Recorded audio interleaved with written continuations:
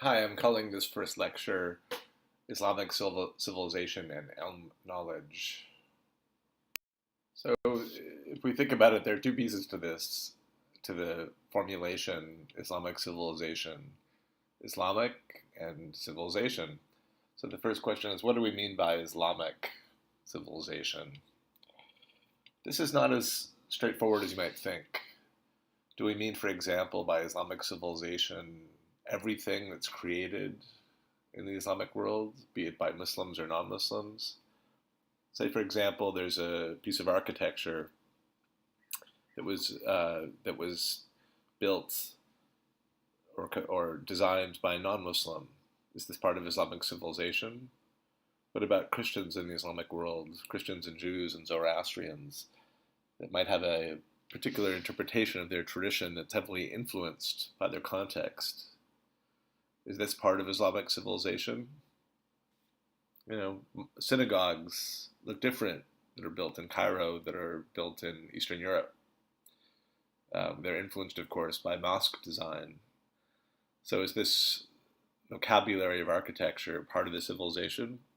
Well, in a certain sense, of course it is, in the broad sense of Islamic civilization. So one of the authors that I'm assigning for Wednesday, Marshall Hodgson, came up with a special term to deal with this problem. So he distinguished between Islamic and Islamicate, Islamicate. So for Islamicate, he intended anything that was composed or built using the cultural forms, artistic forms, literary forms, linguistic forms of the Islamic world. This term didn't really take off, to be honest. He had some students who had continued to apply it, and there's something about it that's a bit clumsy, Islamicate. So we're just sticking with Islamic, but it's and honestly, our focus is not going to be our focus is really going to be the religious tradition of Islam. But I just thought I'd ponder with you over this problem. If Islamic is one side of the formulation, then civilization is the other. So I'd like to talk about civilization in three ways, or think three ways of using the term, all of which can be applied sensibly to Islamic civilization. The first way is really the way that we use the word, or that it's most commonly applied in contemporary political usage. And this is, for example, when a head of state talks about the civilized nations of the world, or what they're really saying is that those nations of which they feel a part of, as opposed to the contrary. So, in other words, civilization in this sense is a pejorative term. It's a in group in contrast to a pejorative, the barbarous nations, the savage nations. So, civilization is in group, and this is really a very old use of the term. Originally, to be a member of a city, to be a citizen of a city in ancient Rome, civis cities, the origin of the term, meant to know Latin, to hold land, to be a man. All of these things marked you as civilized, as opposed to the barbarous peoples who don't speak Latin. The sounds they make, burr, burr, burr, burr. This is the origin of the word barbarian.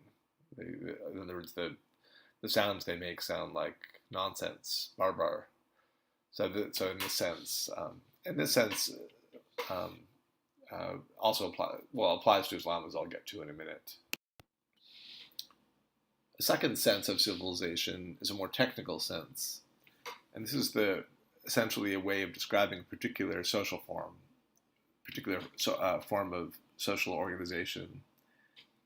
And here I speak of the use of agriculture in this society as opposed to hunting and gathering.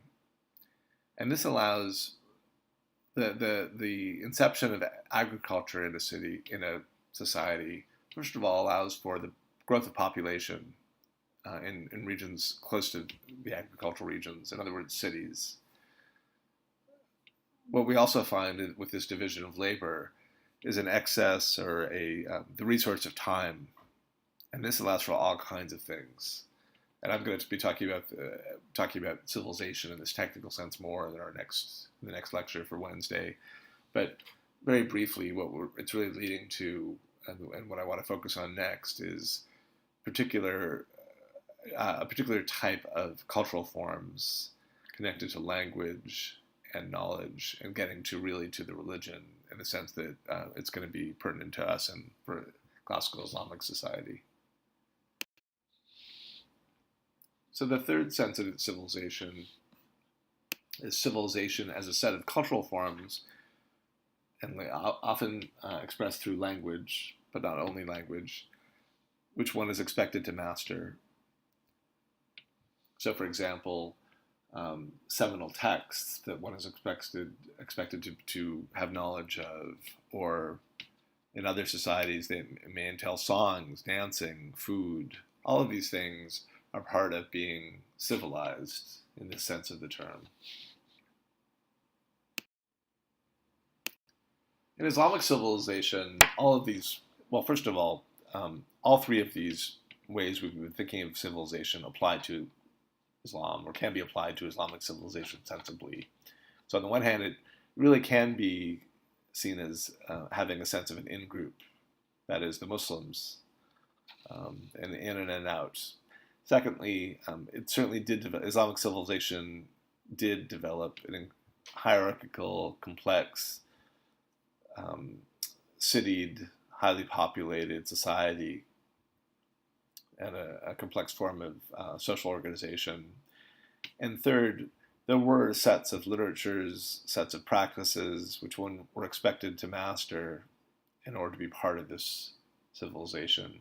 What I want to do now, and also really for the remainder of the course, is to focus on just one term and one way of thinking that really is absolutely crucial for this third sense of Islamic civilization, and will be for us for the rest of the term. And this is ilm, or knowledge, particular kind of knowledge. So here I speak of religious knowledge. So knowledge that's associated with knowing what God wants us to do and what he expects us to believe about him and about the world. And that both of these aspects of ilm, of knowledge, are crucial for gaining salvation, that is, going to heaven after you die, as opposed to hell. To anticipate where we're going, understanding God's speech and repeating it, and appreciating what one's supposed to know about it, that is the way that God's direct speech through the Quran, following the model that God set for how to behave through the Prophet Muhammad. And both of these things, in other words, understanding the Quran and its preservation, and also understanding and learning the model of the Prophet, both of these aspects of ilm knowledge were conserved and perpetuated and taught, and continue to be taught and preserved and perpetuated by the ulama, the scholars. So these figures are absolutely crucial for Islamic civilization.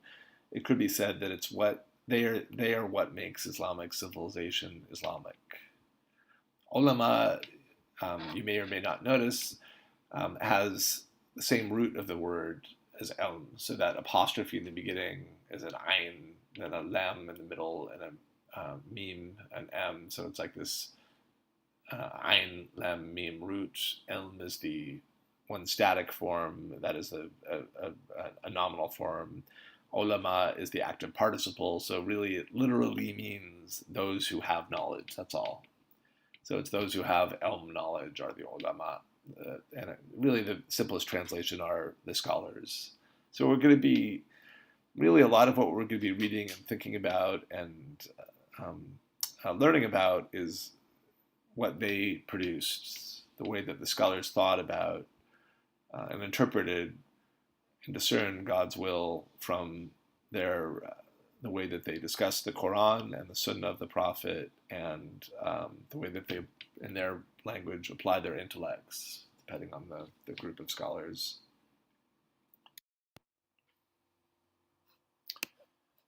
So what I would like you to do, what I've given you for your first reading, and I'd like you to do it by tomorrow, that is by Tuesday at 4 o'clock, the 19th, is to read closely this biography of a medieval Muslim scholar, a jurist. And I'm going to be lecturing on it. I don't want to, there's a lecturing on it tomorrow and take you through it, but I want you to read it fresh without me saying anything about it. Except that I do need to give you a couple of instructions, so you'll be able to have some hope of making some sense of it. And really, a lot of it is about names. So on this, in this biographical entry, you have a lot of names, and Islamic names are a bit different than European names in that, as a Muslim, you have several names, many names.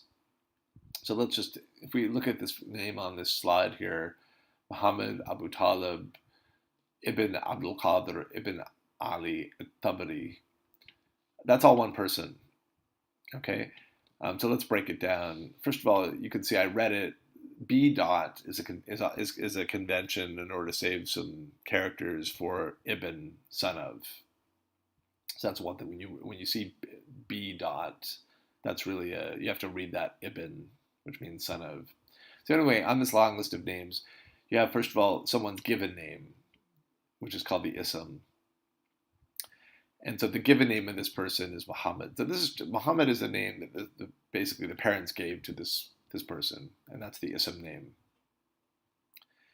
At some point, a person will get a kunya name when they have either a daughter or a son.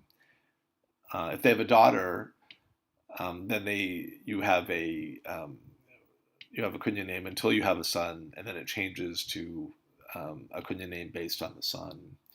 And so essentially, this is the Abu if it's a man, or as a woman. So Abu means father of. So here, in other words, in principle, this person had a son who the author named Talib. So he becomes Abu Talib, that is the father of Talib. So his ism name is Muhammad, and now he's got a new name because he named his son Talib of Abu Talib, father of Talib.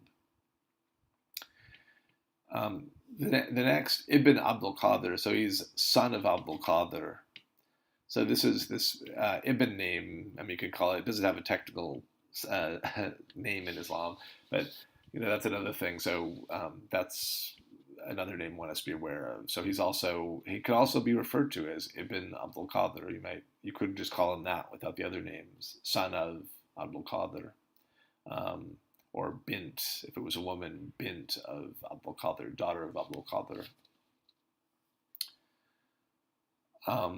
The last name on there, Tabari, is a Nisba name. You can see it's after the kunya name on that list. The Nisba name is usually after a place or sometimes a school of law, but it always ends with E, with that, I sound, which is pronounced a long E. So a Tabari this person is named after, based on the fact that he's from Tabaristan. So for example, if you're from Portland, you might be a Portlandi, the Portlander. And this is another name that you might have. Now, the Shuhra name is the name that, however the person goes by, like whatever. So it's not quite a nickname because it might be his ism name, it might be his kunya name, it might be the nisba name, but however the figure is known by is known as the Shuhra name. And the last thing I put on this, I put a couple more things on the slide. Abdul, and I put XXX. So Abd just means servant of or slave of, and the L, after the L is going to be one of God's names. And I just put it down there because it's important that you understand that, when someone's, if you see a name like Abdul Qadir or Abdul Jabbar or Abdullah, this is not a first and last name. That whole thing is one name. So you can't separate it. You can't call him Abd or Jabbar as his last name. It's Abdul Jabbar. That's one name. So it's kind of another category, but as long as I was giving you this list, I wanted to put that on there. And Lakab is a nickname, just for the sense of completion. Now, at this point, you're a bit overwhelmed and wondering, okay, what do I have to know from this whole long list? And I put what I really like you to know, I put in red.